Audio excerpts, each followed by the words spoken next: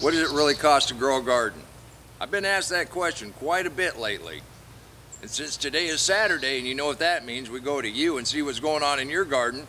Thought this would be a good time to talk about what it really costs to put in this garden. This okra as an example, I had one okra pod we let dry. It's full of seeds. Sound like a little rattle when it's done. You just crack that open, you plant them all over the place. They're free. Cost you one time. Right here's a really good example. This coriander or cilantro, that came up on its own. Oops, I just spilled a whole bunch of seeds. That's what I do. And they'll come back next year. We've got another amaranth right here. We had the watermelon, you saw what kind of harvest we got off of that, and that came up on its own.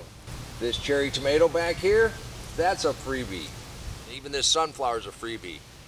But this coneflower, which takes a little while to establish, I went ahead and I found that on sale. Waited to almost the end of summer, and you know it is Saturday, and Saturday's for you, celebrating what's going on in your garden. Let's go ahead and take a look at a couple of our contributors. Walter's fall garden is in great shape. The bush beans, the squash, all those root crops, those look great. Walter, we sure do appreciate you sharing your garden all summer long. Walter's still getting a nice Tabasco pepper harvest.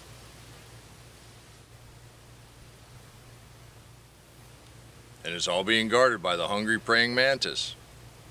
Art's elephant ears have been blooming this year, but check this out. Double blooms. This is wonderful, Art. Thank you. Those are absolutely fantastic, and I invite you to join us. Help motivate others that might want to learn how to garden. You know, we planted these beans after the peas. We planted them early summer, and we're already getting beans. You can do this too. And then the hardest work you're ever going to do is harvest. They're all over in here. And you know why we do it. That's right, because it tastes great. Initially, you're going to have to lay out a little bit just to get going. You let them go to seed, you're going to have more carrot seeds than you're going to ever be able to use. And you let this go year after year, all of a sudden your carrots are free. Same thing with your sunflowers and just about everything else in your garden. This amaranth. Look at all the seeds. Oh, I'm going to have volunteers. This big old patch of turmeric started a couple years ago with one turmeric from the store.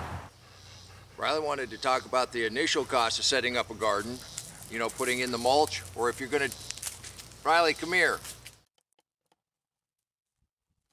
Now, when it comes to the actual cost of the garden, once you have your area, you got to know exactly what you're going to do. If you're going to do a tilled garden, then you're going to need machinery, you're going to need gasoline, you're going to need fertilizer. I don't want to do any of that. So then what does it cost? Well, if you're going to do this mixed mulch, deep mulch system, then you have to have organic matter. However big your garden is, that's going to be how much you're going to need. Remember, you want it at least 4 inches thick. Me and Riley get a lot of our organics from the leaves we have to rake up. We're going to rake them up anyhow. Then we get wood chips. There's a lot of arborist services that will just bring wood chips to you for free. Check around your area. We get hay, we get straw, we get cardboard. I even get Riley fur whenever we vacuum. We put that out on the garden. It's all good organics. Mix that all together, and a lot of that is pretty much free, just your labor. Every time you mow the lawn, those grass clippings, you let those dry, you mix that in. Riley wanted me to also mention that there's seed exchanges. On Facebook, there's all kind of communities, garden communities in your area. Just join them. Once you garden for a little bit, you'd be amazed at how many seeds you're going to have. You're never going to be able to use them all, so you can help other gardeners out. We do that every year. I give away tons of slips, tomato starts. You saw last year, we just had mixed seeds that we'd saved. I wasn't even sure what they were. I knew we liked them. We spread them out in that container, and I had more tomatoes than I could plant. And you know, with your okra, every one of these flowers is going to make an okra pod, and they produce a couple every day, and I've been out here picking every day. Well, I'll pick a few more of these. Let's go ahead and take a look at a couple more of our friends. East Texas not only makes great sweet potatoes and tall okra, Mike and Linda are blessed to be able to watch the Longhorns right across the fence. Mike, Linda, we sure do appreciate you inviting us to share your garden. Charles and Daniel's handiwork is now the new portal to the Florida Food Forest. Just look at this amazing variety.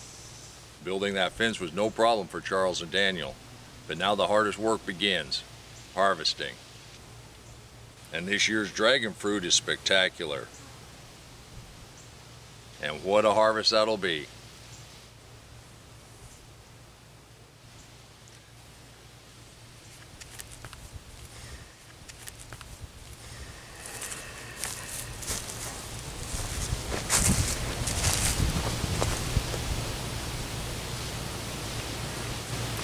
Thank you for your garden tour. Leave a comment down below and let everybody know just how much you appreciate them sharing what's going on in their garden. The friends of this channel are absolutely fantastic. And I do invite you to become a member of this group. There's no commitment. You send in a photo once in a while, let us celebrate what's going on in your garden. You help motivate people, you help inspire people and give people ideas. Riley also says you can spend an arm and a leg. You can buy all kind of fancy raised beds, you can buy all that kind of stuff. You can get tons of bagged up soil from the big box stores. You don't have to. You can spend as much as you want to spend. The most money that I've spent here in the garden is an actual electric charger for the electric fence. That's a little solar charger. I'm not hawking it. There's a lot out on the market. They're all pretty good. You can get some that plug in. We had to get a little bit of wire to go around, but most of our fencing is just reclaimed stuff that I picked up at a farm sale here or there. And you'd be surprised, you go to sales, you pick that stuff up a little bit of nothing.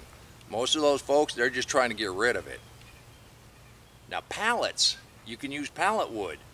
Almost every manufacturing company uses pallets and cardboard, and it's a byproduct from the stuff that they bring in and the stuff that they're going to ship. And then they're always left over with some broken up stuff.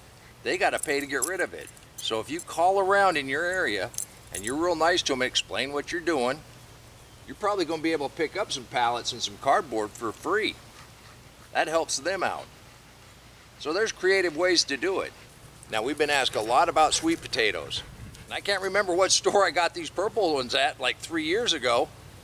Yes, some of them are treated and some of them are hard to get slips to start. But once you start, just save a little bit back and you'll have some for next year. And that's how you turn an expensive garden into a pretty much free garden.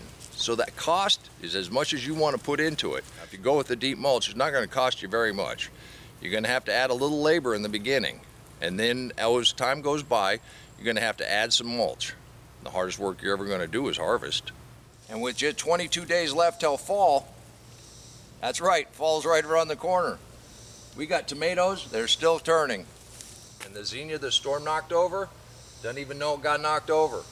And like we've done every year, we'll let these seeds just fall on the ground and what comes back, comes back. And as the marigolds finish up, we just scatter those seeds out. Whoops, I might have some volunteers there next year. We've got turnips and radishes already sprouted. I did take a look under the cardboard. We don't have any carrots yet, and I wouldn't expect them quite yet. Scorpions are wonderful, but I'm not going to bite into one out here. They will light you up. But nothing like the reapers. Now, I've been cooking with the reapers, and they're very, very flavorful, and they're not too bad when you get some other food around them.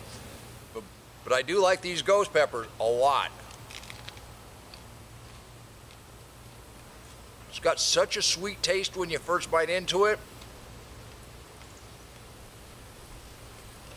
And you get a little warmth, but it's not bad at all. And here, see, you're gonna come out and look at your okra every day. Tomorrow, that would be probably too big. Towards the end of the summer, you'll let those grow, and then you let them dry, and you'll have seeds for next year. But right now, I need something to eat with this ghost pepper. That is just wonderful. And remember, you can do this too. Till next time, take care of yourself, take care of your family, and God bless you. You want to go get something to eat? Let's go to the house.